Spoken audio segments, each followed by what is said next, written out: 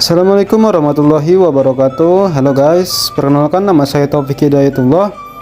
Baik, ini adalah tugas kelompok dari kami, yaitu dengan rekan saya Mirda Kusuma Wardani, yang mengambil dari bab 14 yang bertemakan pembiayaan konsumen. Referensi dari buku bank dan lembaga keuangan edisi 3, penerbit Salemba 4, dan pengarangnya yaitu Totok Budi Santoso dan Nuri Tomo. Oke, langsung saja yuk kita simak penjelasan berikut ini. Apa sih pembiayaan konsumen itu? Pembiayaan konsumen adalah suatu pinjaman atau kredit yang diberikan oleh suatu perusahaan kepada debitur untuk pembelian barang dan jasa yang akan langsung dikonsumsi oleh konsumen, dan bukan untuk tujuan produksi ataupun distribusi. Perusahaan yang memberikan pembiayaan disebut juga perusahaan pembiayaan konsumen atau Consumer Finance Company. Pembiayaan konsumen bisa dilakukan oleh suatu bank ataupun lembaga keuangan bukan bank. Namun bentuk lembaga keuangan yang dibicarakan dalam subbab ini adalah perusahaan pembiayaan konsumen yang merupakan lembaga keuangan bukan bank. Nah, berikut ini adalah dasar hukum pembiayaan konsumen.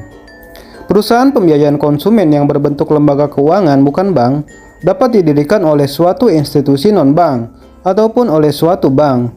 Tetapi pada dasarnya antara bank yang mendirikan dengan perusahaan pembiayaan konsumen yang didirikan merupakan suatu badan usaha yang terpisah satu dengan yang lainnya. Nah, dasar hukum yang digunakan adalah berdasarkan keputusan Presiden nomor 61 tahun 1988 tentang lembaga pembiayaan dan Peraturan Menteri Keuangan Republik Indonesia nomor 84 PMK 012 2006 tentang perusahaan pembiayaan.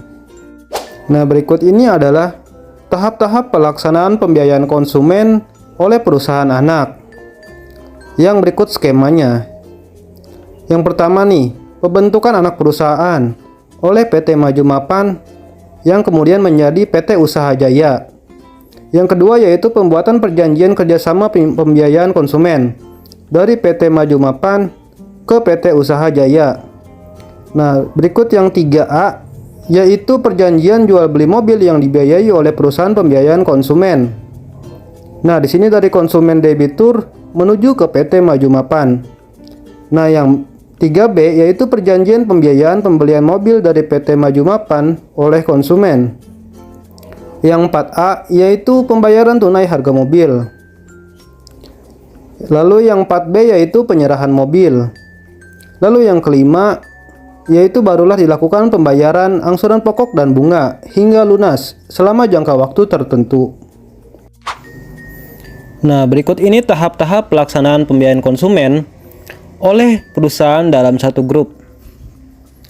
Nah, yang pertama nih, yaitu mempunyai satu anak perusahaan dari Metro Inc, yaitu satu anak perusahaannya yaitu PT Multi Elektronik.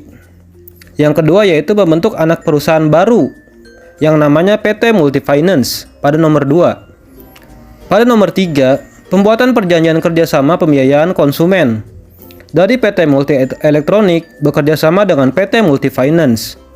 Yang 4A yaitu perjanjian jual beli televisi yang dibiayai oleh perusahaan pembiayaan konsumen dari PT Multi Elektronik langsung ke konsumen. Lalu yang 4B. Nah, 4B di sini yaitu berisikan perjanjian pembiayaan pembelian televisi dari PT Multi Elektronik oleh konsumen.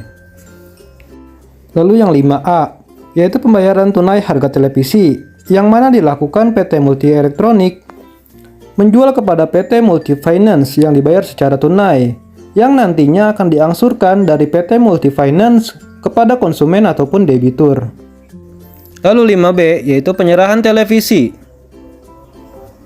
yang dilakukan oleh PT Multi Elektronik kepada konsumen. Lalu 6. Pembayaran angsuran pokok dan bunga hingga lunas selama jangka waktu tertentu, yang pembayarannya dilakukan dari konsumen kepada PT Multi Finance. Nah, berikut ini dokumen yang diperlukan selama proses pembiayaan konsumen. Yang pertama yaitu dokumen kelayakan konsumen, yang berguna untuk menentukan apakah suatu konsumen layak dibiayai ataukah tidak. Yang kedua yaitu dokumen perjanjian, yang berisikan kesepakatan antara pihak-pihak yang terkait. Yang ketiga yaitu dokumen kepemilikan objek pembiayaan, yang berisikan bukti kepemilikan atas barang yang dibiayai. Yang keempat, yaitu dokumen kepemilikan jaminan. Nah, dokumen yang terkait dengan kepemilikan jaminan atas pemenuhan kewajiban calon debitur itu juga diperlukan selama proses pembiayaan konsumen. Berikut ini manfaat pembiayaan konsumen. Nah, manfaat bagi pemasok. Manfaat utama bagi pemasok dengan adanya perusahaan pembiayaan konsumen ini ialah peningkatan penjualan sendiri, daya beli, dan kemampuan cash flow calon konsumen yang akan membeli barang pada pemasok sangat beragam. Nah, itu juga sangat bermanfaat bagi pemasok. Manfaat selanjutnya yaitu bagi konsumen.